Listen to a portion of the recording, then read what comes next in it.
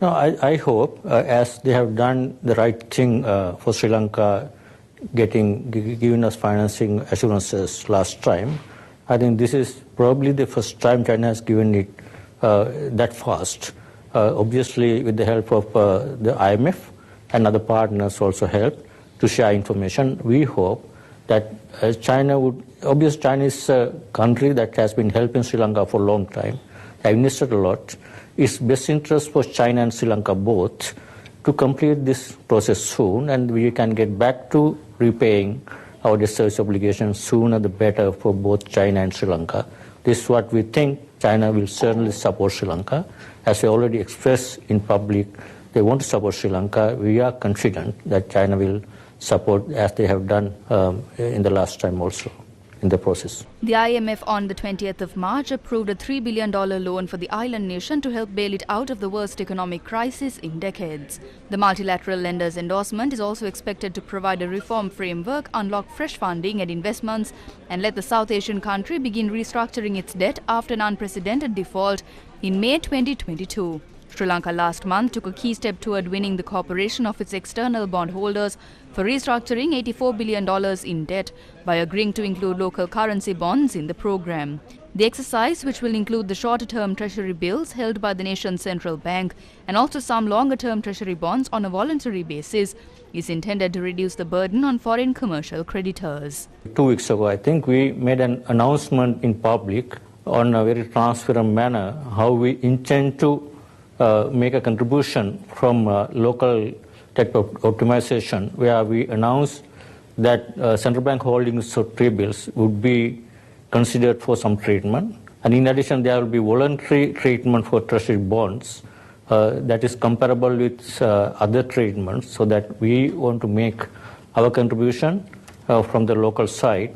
And also in terms of our contribution, we have already made commitments with the IMF in terms of primary surpluses in the fiscal deficit and also growth targets, inflation. All these things are our commitments.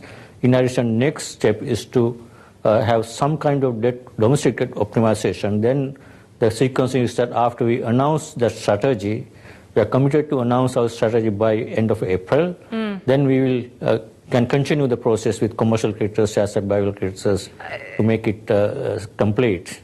A court in the United States recently denied a motion by the government of Sri Lanka to dismiss a lawsuit brought by Hamilton Reserve Bank following the default by the government of Sri Lanka on a sum of more than $257 million of bonds and interests that Hamilton had invested in.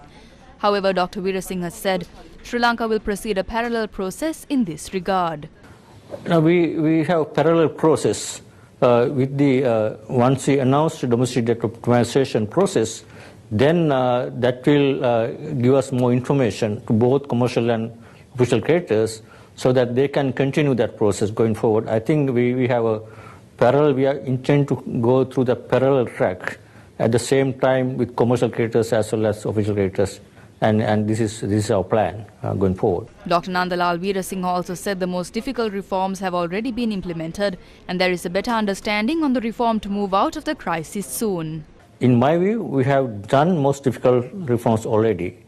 And what we can say, obviously, there are some opposition and kind of the pushback is coming from local, some of the affected parties. Now, there's a better understanding of the general public in Sri Lanka on the need of these reforms and continuation of these reforms and get out of this crisis sooner the better. I think we are confident that we will get the full support from the public, and going forward, next step is once we complete restructuring, after that we are going to see the benefits of this program, and then only people will realize what is needed and why it's important to go through this process.